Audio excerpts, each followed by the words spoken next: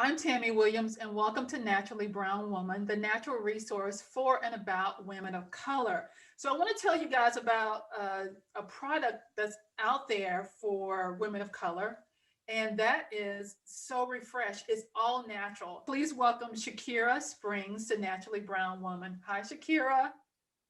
Hello. You are at home today, as many of us are, and you have a special guest with you today. Yes, so I do have a special guest. He happens to be 2.5 months. Yeah, so I just delivered at Northside here in Atlanta almost 3 months ago. And so, as I was saying earlier, a lot of times as women, we have families.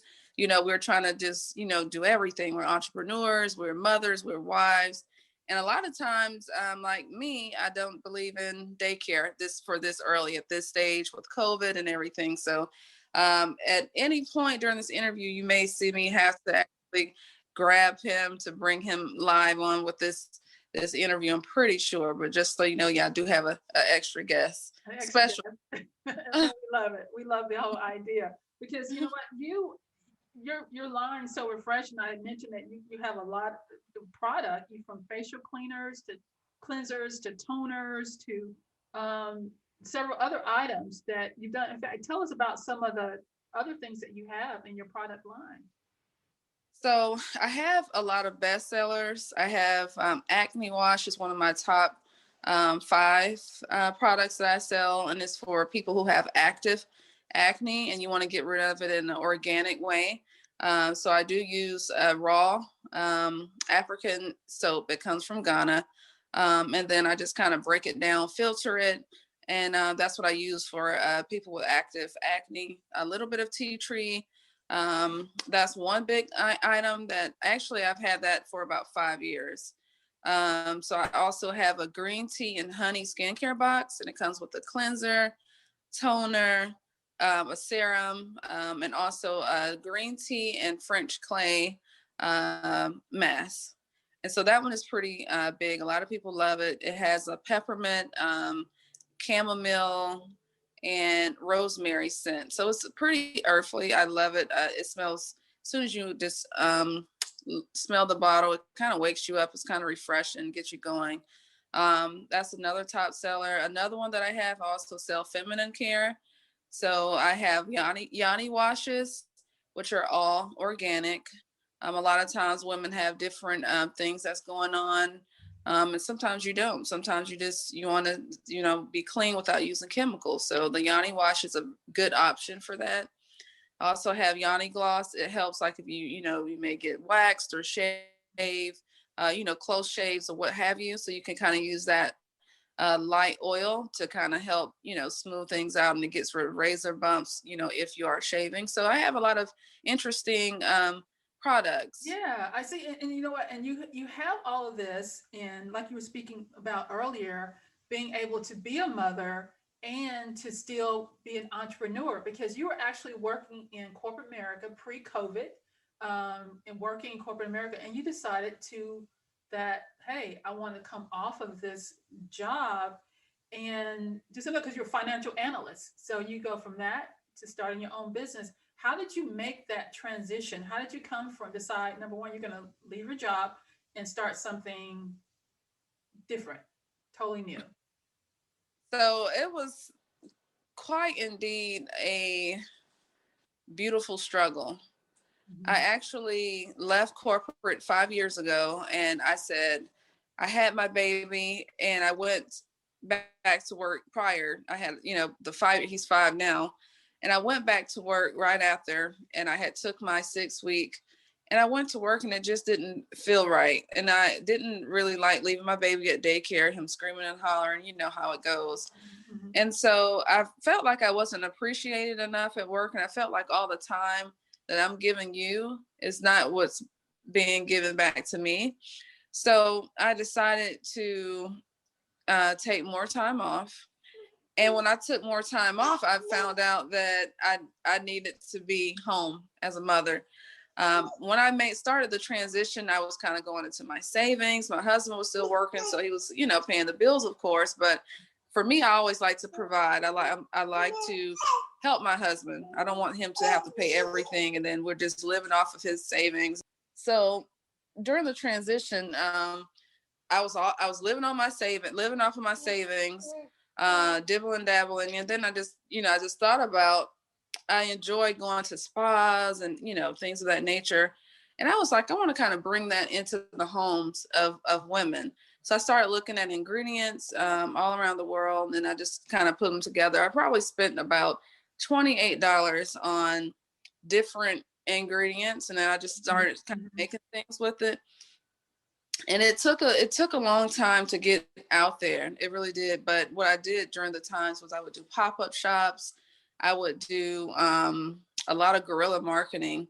My husband was out there giving out, the old school, passing out business cards, just everything I could possibly think of to get through that transition from leaving corporate. Because, corporate, you're used to that weekly salary. Like, you're going to get it. Yes. If you had a happy week, if you had a good week, you're going to get paid on that, Friday or whatever. Yeah. And that's usually the biggest struggle in making the transition, because I made a transition from working in production for different companies and then stepping out as an independent person or starting a business. It's like, you think about, I'm getting this paycheck every 2 weeks, and now I'm going into where, it's something totally different. And, just that struggle, and then getting to that point of saying, okay, I'm going to go ahead and step out and do this. Because I felt like one hand was like, okay, I want the 2-week paycheck. The other hand was like, but I want to start my own business. So it's like the struggle until that decision of, you know what, I'm going to go ahead and give this a try. I'm going to launch out. Yeah. Yeah. So when you started and you did massive research, had you had any other experience with natural ingredients, or did you start at that point of, let me research, let me study, let me find out what ingredients work with what's the best combinations? I actually had an idea of starting it probably before I had even left work. The particular business that I wanted to do, I had already started looking. So for instance, I was like, I wanted to get Dead Sea mud because I had heard the benefits of it. I had just not been able to go to Jerusalem. So I'm like, how do I get Dead Sea mud? Take that as I started trying to contact people from Israel, it was so hard because of the language barrier. So I was starting to figure out, okay, I need to try to get someone here in America that already gets it here versus trying to go and get it straight from there. So that's what I started doing was just start trying to get like small ingredients to test out.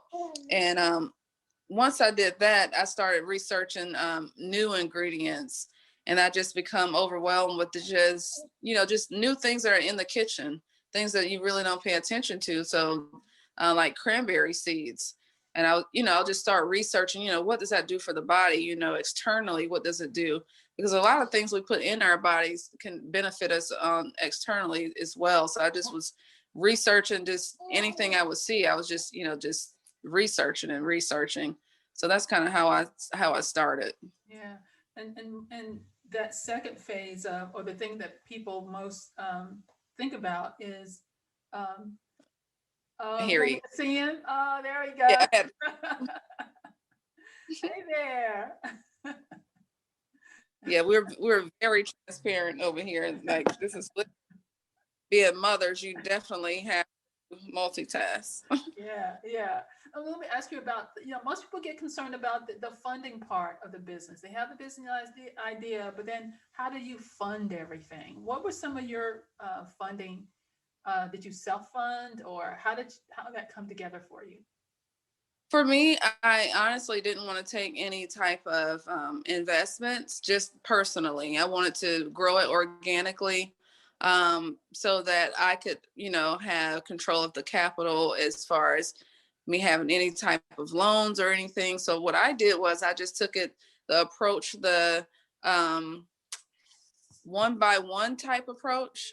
And what I mean by that is one person, if I only saw one or two people that day, at least I would let one person a day know about So Refresh. So that's kind of how I did it. I would meet people and I would always just talk about my business every day. And I just kind of got it out by word of mouth. I didn't have any type of handouts either. I just kind of just did it word of mouth and on foot. Yeah. And now some of your products, I understand, you do a lot of direct salon sales, and in Whole Foods, correct? Mm-hmm. Yeah. Right. You've really grown your business. Why all natural? What was your push toward making sure you had a product that had all natural ingredients?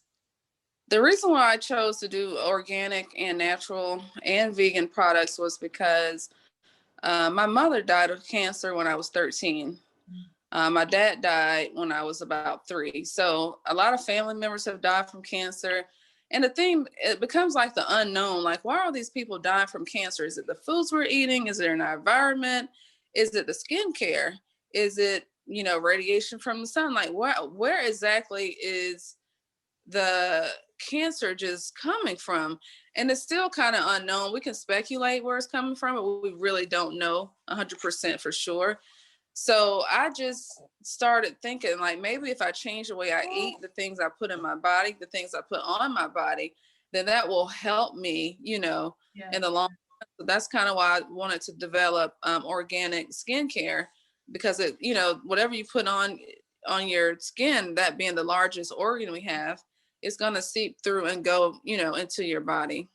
Yeah. With the COVID situation going on, and we know that there are many students who are now facing what their careers, are going to look like. And you started your business, like we said, pre-COVID, and you transitioned. But what advice would you give, like, not only the students who are trying to figure out, okay, how am I going to, many of them are saying, I want to start a business and, I want to do something like that. What advice would you give them?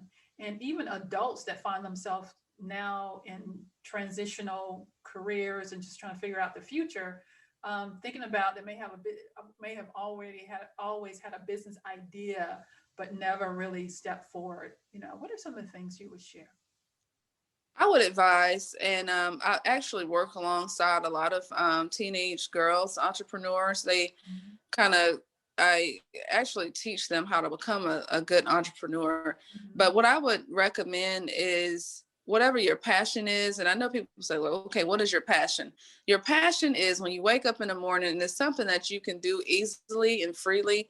And it doesn't like involve you really thinking outside the box to do it. It just come natural. And you enjoy doing it. I think that's a passion, so anything that comes natural to you is a good way to start something.